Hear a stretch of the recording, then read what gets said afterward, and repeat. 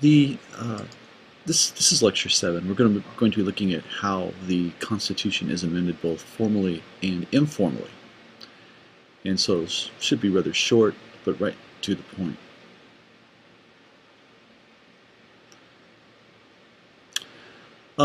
There are 4 ways to amend the Constitution. The word amend means to revise, to modify, or change. Remember, the original Constitution came as it is without the Bill of Rights and without all the successive amendments after the Bill of Rights were added. So an amendment means there's been a change or an addition to the Constitution.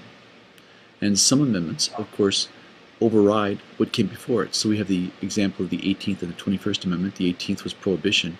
The 21st Amendment abolished prohibition. Now the first formal method is written up in the Constitution, and it talks about or writes about how 2/3 of the vote in each House of Congress, in each House, so the Senate and the House both get bills sent to it.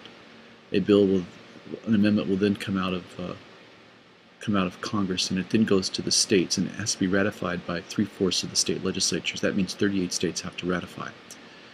And once that is done, it is formally added to the Constitution and becomes the law of the land. Now, as my slide says, 26 of the 27 amendments have been adopted in this manner, and there are some political reasons for that. The Second Amendment proposed by Congress and ratified, the second method, proposed by Congress and ratified by conventions for that purpose in 3/4 of the states. Only the 21st Amendment was ratified in this way, largely because Congress felt popularly elected delegates would be more likely to reflect public opinion regarding the nationwide repeal of prohibition.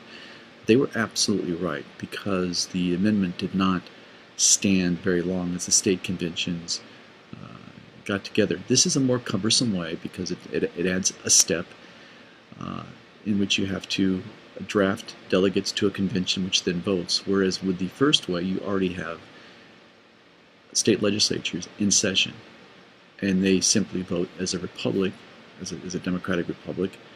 They try to represent the views of the population.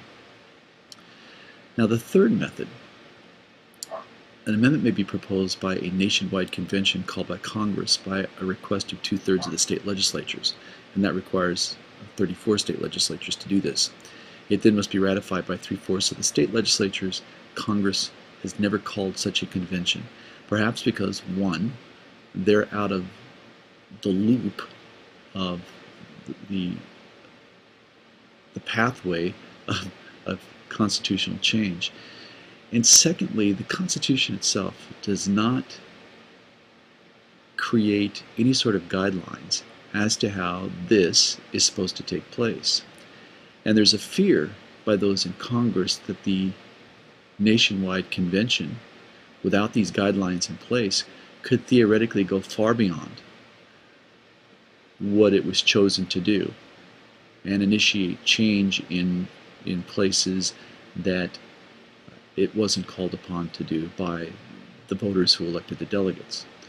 So this has never been tried because Congress feels, I think, rightly so, that it could simply become a runaway train. And that was not the intention, most likely, of the founders, because I think this, more than any other way else, could be a victim of demagoguery. And demagoguery is people, or a large number of people, who are swayed by emotion, let's say, to vote in a manner in which they normally would not vote.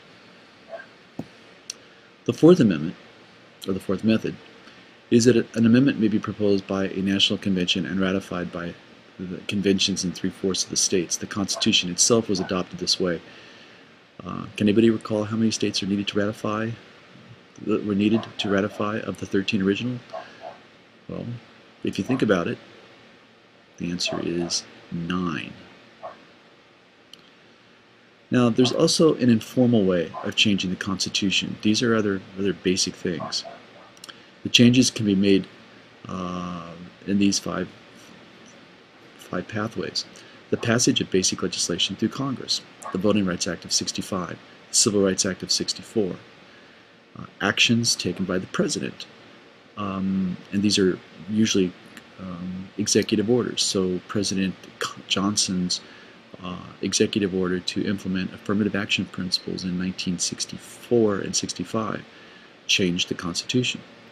Key decisions by the Supreme Court, starting with Marbury v. Madison, all the way through Kelo and others in the last couple of years, change the Constitution.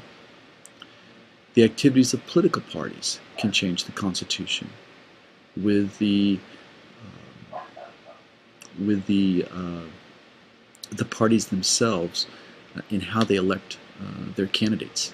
The process is never described in the Constitution as to how a party would put together a group of people who run on a ticket. And then simply custom.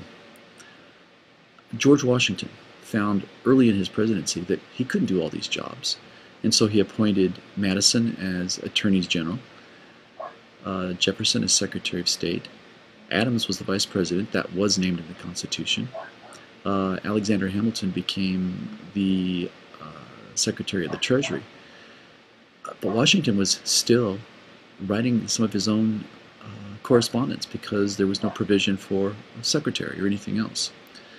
There is no provision in the Constitution for the cabinet, for secretaries of state and things like that. All those changed the Constitution. There's no, and if we go back to 4, the activities of political parties, there's nothing in the Constitution which talks about committees in Congress or leadership positions like the majority leader, the minority leader. It only talks about the Speaker of the House. So those have all been things that have changed over time. And so that is the end of our short look at how you amend the Constitution. This kind of ends the end of Chapter 2. And this is Lecture 7. Lecture 8 will start on federalism.